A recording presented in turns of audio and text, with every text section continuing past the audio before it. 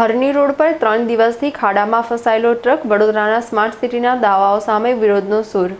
સંસ્કારી નગરી વડોદરામાં સ્માર્ટ સિટીના મોટા દાવાઓ વચ્ચે તંત્રની ઘોર બેદરકારી ફરી એકવાર પ્રતીત થઈ છે।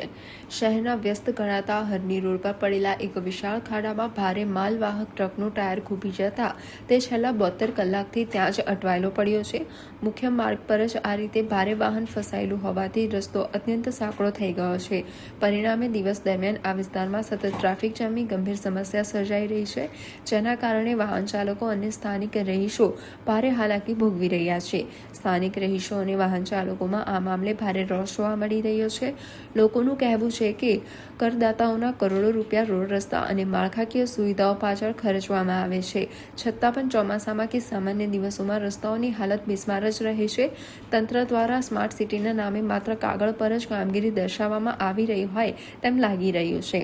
3 દિવસ વીતી જવા છતાં ફસાયેલા ટ્રકને કાઢવા કે ખાડાનું પૂરણ કરવા માટે પાલિકા તંત્ર દ્વારા કોઈ ઝડપી પગલાં ન લેવાતા લોકોમાં તંત્રની કામગીરી સામે અનેક સવાલો ઊભા થયા છે। શહેરનો સમા હરણી લિંક રોડ છે, જે લોકોને નાગરિકોની અવરજવર માટે બનાવવામાં આવે છે, પરંતુ આ રોડ પર જોઈ શકો છો કે પેટ્રોલ પંપની સામે એક મસ્ત મોટો ટ્રક, સિમેન્ટ ભરેલો ટ્રક છે, ટર્ન મારતા ફસાઈ ગયો છે। છેલ્લા 3 દિવસથી આજનો ફસાયેલો આ ટ્રક છે।